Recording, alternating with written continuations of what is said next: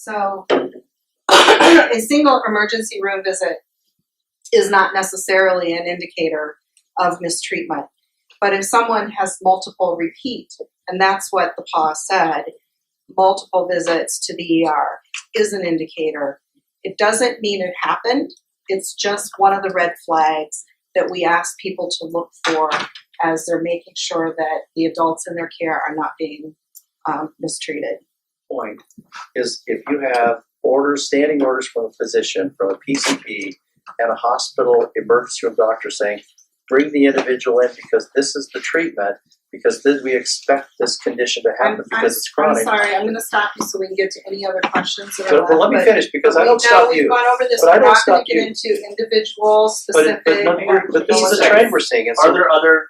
We are bumping up Peggy, you against always heat. interrupt me, and Hang on. I'm kind of getting tired. Rob, to be honest Rob, with you. hang on. We are But bumping you up let me against our finish, heat. but you don't let me finish. Rob actually was about to. I just wanted to challenge Peg's point of whether there are other questions that other people want to go after. Does anybody else have a question? Okay, so please continue, Rob. You know, because the follow-up is my point is that we're hearing numerous instances where you have APS agents kind of hanging out in the emergency room and asking doctors to review their notes and to change their notes, and they're saying, wait a minute, we're doctors, we're not social workers, we're not APS investigators. We're seeing that problem. So that's where the overreach is coming from, Peg. And I know you're going to disagree with me, but when we have people that are hearing that and they're following a doctor's orders, take the individual to the emergency room because that's the protocol for the chronic condition, that should not be a factor and that should not be flagged, is my point. Give us a case, we'll be happy to look into it. This is Eric. But it's a trend. It's not a particular case. It's a trend, Eric. That's the problem. No, but the reason We are not aware of any please, trend. please. The reason we want to look at a case is to validate the information you're providing to us. We have told you already that we have a quality assurance process in place. We reviewed, even before the Administrative Review Division, we were reviewing samples of cases in counties across the state. We have not identified the issue that you brought forward. Because we were looking at a sample, obviously that means we haven't looked at every case. There could be cases out there that represent these problems. The only way that we know of to investigate that is for you to give us an example so that we can look at it. And back to the safe place, Eric. Back to the safe place where people feel there won't be retaliation. And I would say my only reply to that is that I don't believe you have any data or evidence to suggest that any of the three of us have ever retaliated against anyone. It's a culture of the department is what people feel. Maureen? And I was just going to say, so right now, visiting an emergency room itself is considered a abuse or neglect flag, is that what you would call it, or an indicator, or what would you say an emergency room visit?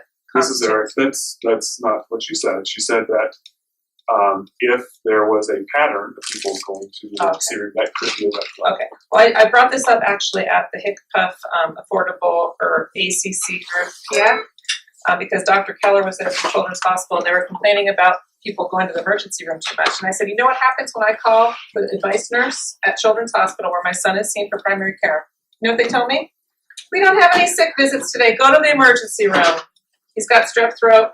Every single time I call, if you call after 7:30, because they open the lines at 7:15, they don't have any appointments left. So that makes me into a pattern of abuse because my son gets a lot of infections. That's concerning to me. I think that there needs to be a certain level of judgment within emergency rooms because primary care right now is really hard. It's hard to find people that have openings. And when you're calling in the morning because you're sick, your kid has a fever, I don't know if you have children up there, but this is a case for healthy kids, not only people with chronic conditions. So I think the emergency room visits is something we should talk about more in another setting because it is concerning to me. Well, and this is Eric again, just to reiterate something else that Peg said is that, again, red flag does not equal substantiated allegation. That I would just hate for people not to go to the emergency room when they needed care because they were overheated. That's all. I think taking it off the list as a indicator, whatever you want to call it, might be a good move for the welfare of our individuals. Then what happens with the truly at-risk adult who is going to the emergency room multiple times, not for a good purpose? Because you have mandatory reporters there that can report those egregious cases, not the little strep throat that my son has gone into 4 times over the winter. It's different. I agree, but again, getting back to a point we already made, the only way we would know about their son going to the hospital multiple times is if someone called us to file a report. We don't go out, we don't sit at the emergency rooms trying to identify potential cases. But I disagree with your statement that it has to be on the list in order for a mandatory reporter to call, and there are other checks and balances in place. Other last questions? Anybody on the phone have a last question? Yeah, this is Jerry. I have a question. If we want to get a copy of the PowerPoint, I sent it to you, Jerry. we email, like, I don't know what Mindy's last name is, but if we email you, can you mail that to us? You can tell her I already sent it to her. Maureen says that she's already sent it to you, Jerry.